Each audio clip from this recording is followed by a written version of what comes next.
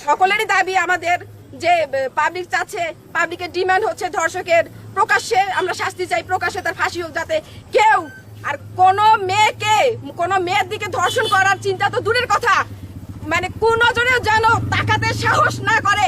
এই ধরনের দৃষ্টান্তমূলক শাস্তি স্থাপন করতে বা দৃষ্টান্ত স্থাপন করার জন্য বিনীত অনুরোধ জানাচ্ছি ইন্টারিম গভর্নমেন্টকে যে দ্রুত এর মানে ধর্ষণের যে ঘটনা ঘটছে দ্রুত ধর্ষকের শাস্তি করা হোক, শাস্তি দেয়া হোক।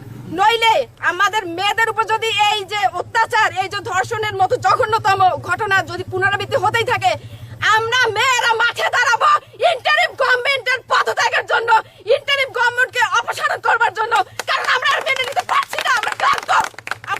বাংলাদেশে একটি ঘটনা ঘটছে, সেটা হচ্ছে যে আসিয়া হত্যা, আসিয়া ধর্ষণ মামলা।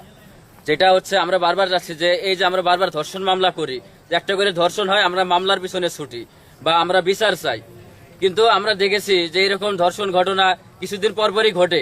কিন্তু আমরা সাধারণ শিক্ষার্থীরা বলি, এই সচেতন নাগরিক বলি, আমরা মাঝে মধ্যে এক একটা ইস্যু নিয়ে আমরা সামনে আসি যে তার বিচার করতে হবে, তার ফাঁসি দিতে হবে, কিন্তু দেখা যায় যে এই ঘটনাগুলো একসময় নিশ্চুপ হয়ে যায়।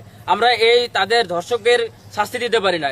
এরকম একটা ঘটনা ঘটেছে যে 2022 সালে আমাদের বিশ্ববিদ্যালয়ে আমাদের এক বোনকে গণধর্ষণ করা হয়, কিন্তু আমরা যখন আন্দোলন করি সেই আন্দোলনের মুখে দেখা যায় সেই ধর্ষকদের কিন্তু ধরা হয়, কিন্তু পরবর্তীতে দেখা যায় সেই ধর্ষকরা কি করে, তারা মুক্ত বাতাসে ঘুরে বেড়ায়, জামিনে ছাড়া পায়। কিন্তু আমরা চাই যে এই ধর্ষকদের তৎক্ষণাৎ অর্থাৎ যত দ্রুত সম্ভব তাদেরকে শাস্তি দেওয়া হোক।